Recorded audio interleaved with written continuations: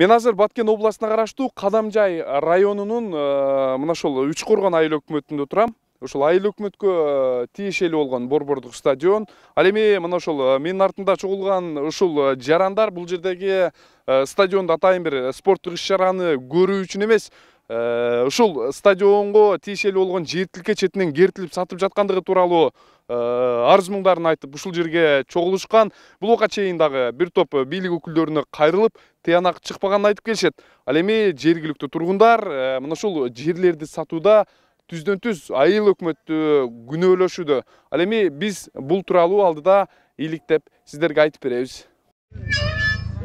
Айыл жаштары сергек жашоо образын камсыздаган стадиондун жеке жактарга өтүп кеткенине наразы болушууда. Чогулган элде спорттук аянт кимге, канча сомго жана качан сатылгандыгы тууралуу так маалымат жок. Мындан улам учурдагы жергиликтүү кеңештин депутаты мурунку айыл өкмөттөрүн жана ошол кездеги айыл кеңештин депутаттарын күнөөлөөдө.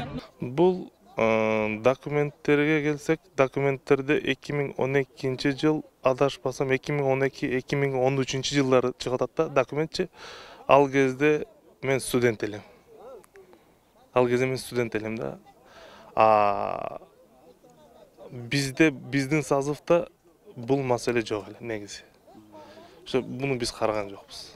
Шетинде биз суранардык, эшитишimiz боюнча шетти бүтүн булуштуруп сатып, пулну жыйып алышыптыр. Майли энди пулларга күйүшмөйдү.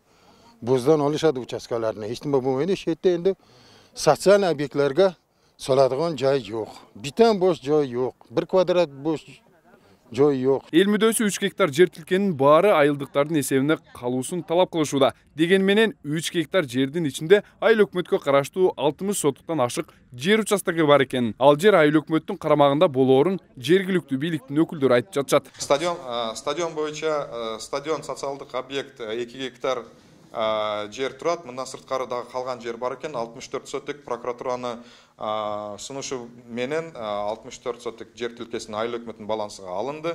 Жеке жактарга өткөрүлүп берилди деген тилкелер боюнча бул убакка чейин укук коргоо органдары дагы териштирүү иштерин жүргүзгөн. Бирок берилген токтомдор негизсиз деген жөнү келтиришип, иштин баарын сотко өткөрүп беришкен. Мындан сырткары ал жерде 4 же 5 жаранга жер тилкеси мурда берилген экен.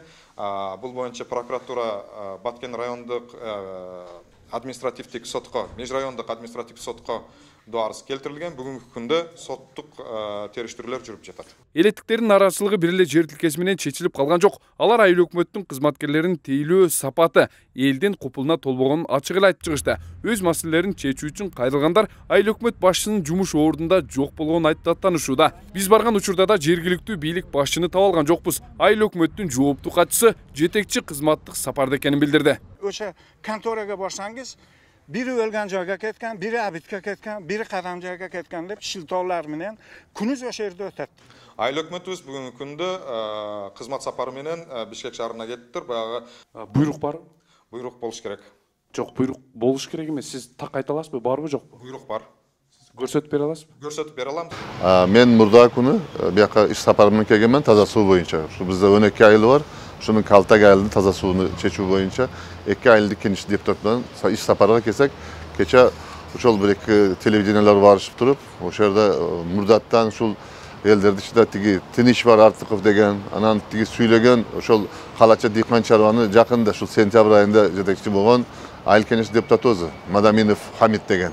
Ошолар уюштуруп, ошондой эме болупту, бул барды саясий заказ. Муну артта жогору кеңеш депутаты бар, ошо жергиликтүү эми эл көп болгондон наразычылык болот экен. А так бул боюнча прокуратурадагы, ГКМБдагы, Финполициядагы текшерүүлөр жүргүзүп, бир нече иштер сотто, ошол как раз стадион дейишти, башка калганы боюнча ошол Кыргыз Республика өкмөтүнүн мыйзам чегинде ошол кезек менен элдер жер алышат. Потому что бизде эми бул биринчи жолу кылган жок.